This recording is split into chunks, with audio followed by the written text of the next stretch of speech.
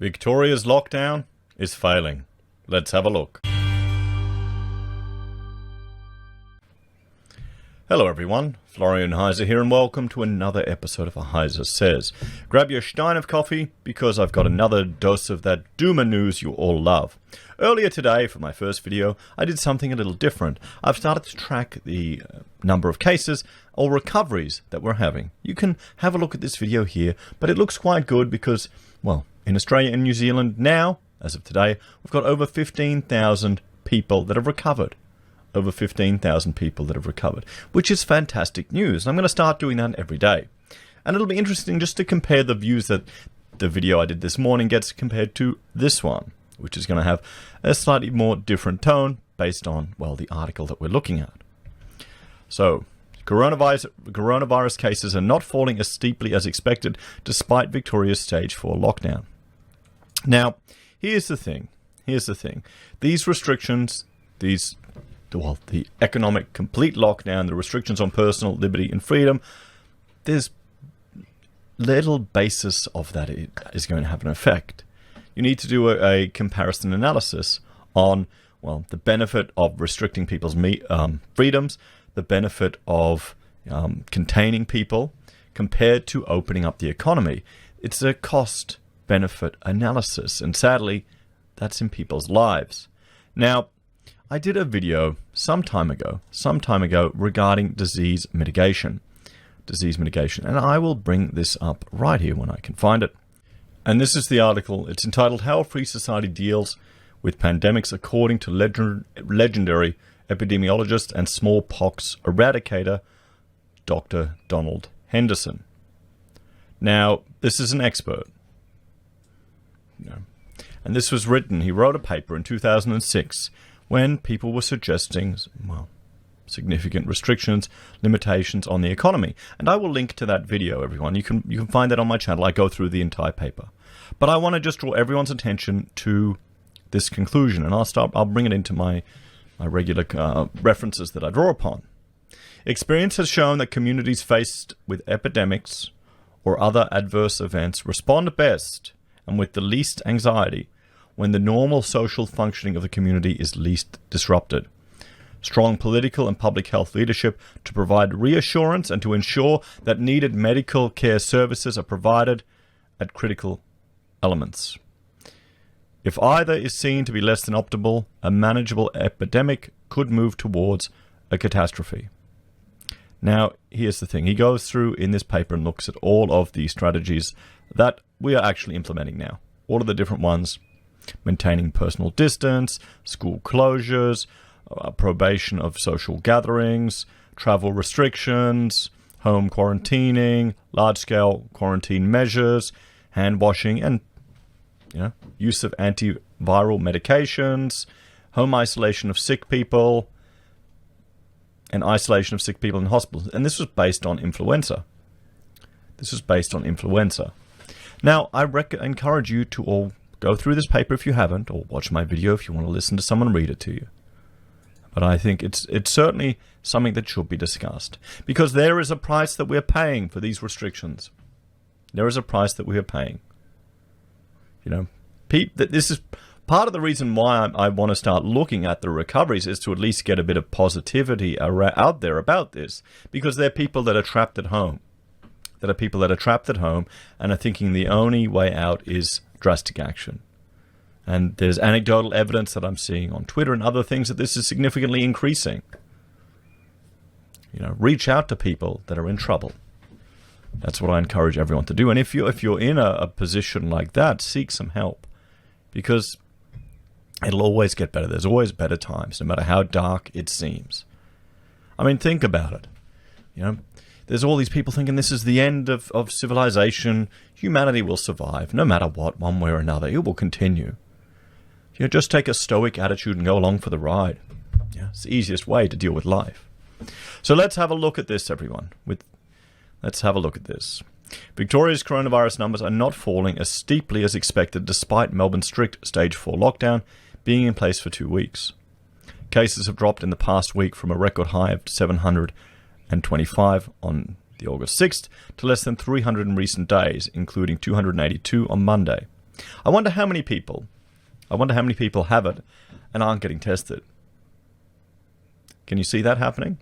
That's why they give people the free money, to encourage. They want to get the numbers. They want to identify people. They don't want people to go around. How many people, are asymptomatic and don't even realize it? So, but Melbourne University epidemiologist Professor Tony Blakely told news.com.au that the numbers were not as low as hoped. On the 5-day average graph, we reached a peak in July 30 and then plateaued 1 week to 10 days after mandatory masks were introduced, he said. Cases fell quite quickly in the week following August 4th, quicker than I expected, but then in the last week, which is 7 days after stage 4 lockdown, it's actually slowed, and that's what I find odd. So if we jump here, this is the Johns Hopkins University of Medicine, their map, tracking everything here. And we can have the incident rate. We can click here on where it is, Victoria. And this is the current second wave that you can see in the chart that I'm covering with my photo.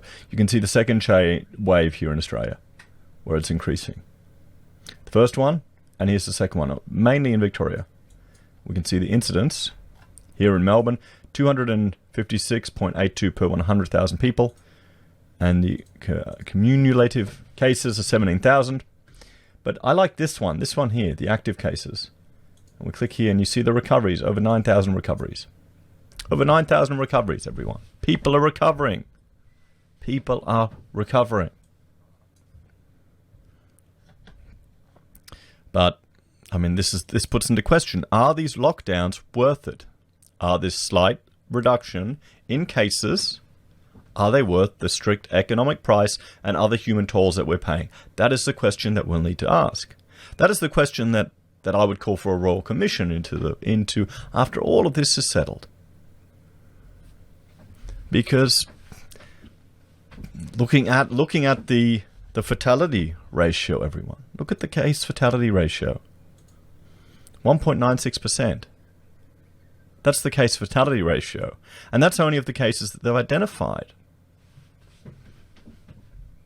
I was talking to a client yesterday, borrowed some of our equipment. He's young, he's not worried. Not worried in the slightest. How many people are worried? Maybe that's just an approach to life. There's certain things beyond your control one way or another. If only our politicians took that approach. So it's still going down, which is good, but at this rate of progress, we'll be lucky if we are at less than 50 cases a day by the end of the 6-week lockdown. The slower than expected decline could leave authorities with a tough decision to make an end of the lockdown on September 13. Well, here's the thing. They're locked into it. What would it look politically if they backed off? They can't. They've already caused so much damage to people's lives. They can't admit they're wrong. They have to stick with it. They have to double down now. They have to double down. There was hope Victoria would get its coronavirus cases numbers down to low double digits or even single digits.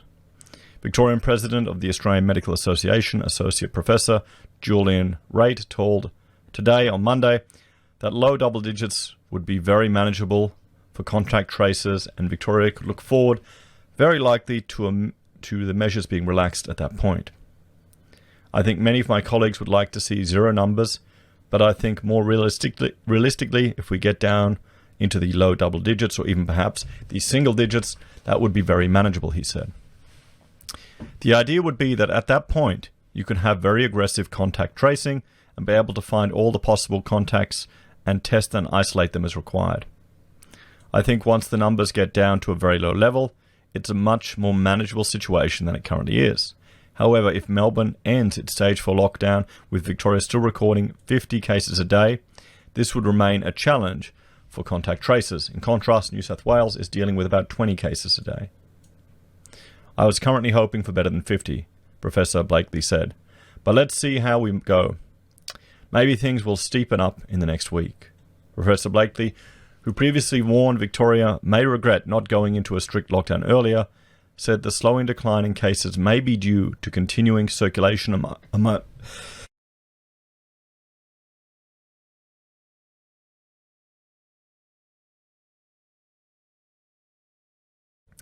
to continuing circulation among essential workers in industries such as aged care and healthcare.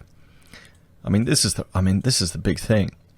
If it gets in aged care, which it has, where you've got the most vulnerable people exposed to this, you've still got essential workers out there moving around. That's where the virus gets its hooks into, and it will be hard to dislodge, he said. Another factor could be that regional Victoria is only under stage 3 restrictions, so that means the numbers are falling a bit slower, although this is unlikely to be a big factor as most of the state's population is located in the metropolitan Melbourne area. Victoria headed for suppression. Victoria's slow case improvement also opens up the possibility that the state's lockdown may need to be extended, although this will ultimately come down to what the goal is. And here's the question, if they actually have the capacity to legally do that, to extend it even further. Professor Blakely believes elimination of community transmission is still possible in Victoria, but concedes it's now unlikely that authorities will go for this option due to the economic and social impacts of continuing a stage 4 lockdown. If we're going for elimination, 50 cases a day is not nearly low enough, he said. It does look like Victoria is headed for suppression land. To achieve elimination from here would be a big effort. It would take political and social leadership, and it's possibly asking too much of the population. I think it is. I think it is definitely asking too much of the population. I think there are going to be so many people that are impacted by this. That's never mentioned in the media. Never mentioned in the media. Think of the cost that we're paying. For some people, if they're in an aged care home, how much longer are we extending their life? It sounds harsh, but that's life, guys. We all have a run. We all have a run. If authorities decide to cut their losses and embrace suppression, then Professor Blakely said restrictions could be eased with 50 cases a day as long as the state's contact tracing was ready to work hard and keep cases to less than 100 a day. Maybe that's where we're headed now, he said. We can take some hope from New South Wales, which has done extremely well with controlling its incursion to 10-20 cases a day with light restrictions, contact tracing and luck. There's always some luck involved. Last week, Victorian Premier Daniel Andrews suggested the goal of elimination was not a real option, despite it being raised as the only way to return to normal life. The end point is to lower numbers and get numbers as low as possible so that we can have confidence that we can manage the inevitable outbreaks that will occur and the inevitable transmission that we will see, he said. Mr. Andrews has shied away from guaranteeing the lockdown measures in Melbourne would be eased from mid-September, but on Sunday said he had cautious optimism. I'm always very cautious, but there is, on my part at least, a cautious optimism and a sense of real hope that this strategy is working and we are seeing numbers fall now, he told reporters. Professor Blakely said, the good news is that deaths should start falling in the next week, as cases have been falling since the 4th of August, and people die on average about 2 weeks after their cases are notified. This suggests to me that we're about to see deaths go down. Certainly in the next week, we should start to see them fall reasonably well. So, there we have it, everyone. Are Victoria actually achieving their goals? Or, is the lockdown working? What do you think? What do you think? Do you think the price we're paying for this, the economic price and burden we're taking, the other lives lost through unintended consequences, do you think that's worth the price? For, what do we have? 421 people have died in the country because of this. It's sad, but people die all the time. It's inevitable. What do you think? As always, thanks for watching. Please like, share, and subscribe to the channel. If you're a fan and want to support the content I create, there are a few ways you can. You can join the channel on YouTube or Patreon. You can support us using our affiliate links at Amazon, eBay, Independent Reserve, or Kucoin.